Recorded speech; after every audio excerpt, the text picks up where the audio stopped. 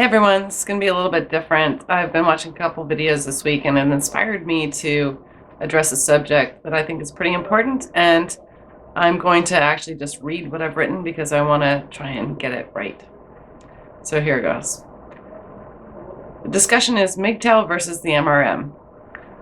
The men's rights movement is a growing and diverse group. I've defined myself in the past as a men's rights activist, or MRA, but I've separated from that title because it was becoming less specific as to its meaning. One faction of the MRM that I'm aware of has accepted traditionalism as a legitimate choice for men wishing to break free from their social chains. That same group supports the claim that a man can be MGTOW, going his own way, and still be married. Here's the problem. In my short time with the MRM, I've encountered a married MGTOW man who felt he deserved the title, but also told me that his wife was cool because she allowed him to masturbate as long as he closed the door. I also encountered a young MGTOW who ranted about male utility and yet confided his panic when he found out his stepfather was going to leave his mother because he was going to pay his college bills. Men have a lot of work to do. This work is not going to be accomplished by saying one thing and doing another. It's not going to be accomplished by encouraging men to blame others for their problems and then calling themselves guideposts for male liberation.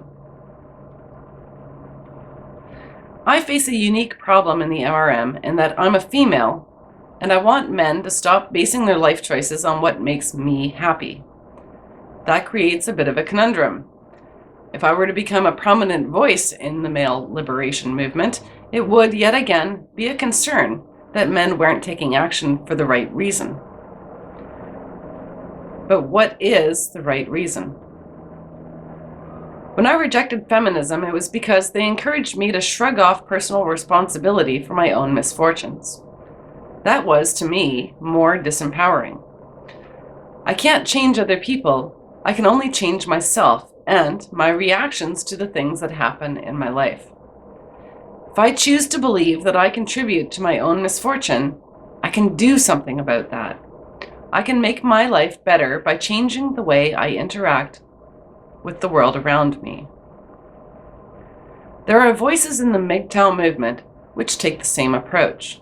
Barbarossa, Stardusk, Spetznaz, JohntheOther, and others who take no compromise approach to the current opportunity men are given. I said opportunity. It is an opportunity. The victim politics of oppression wars are not going to liberate anyone. Oppression is actually opportunity. There isn't a single person in the history of the human race who became interesting or memorable because they faced no adversity. People become great when they overcome difficult circumstances. In the terms of men learning to take back their identities from the hands of women, they must do it outside the influence of women.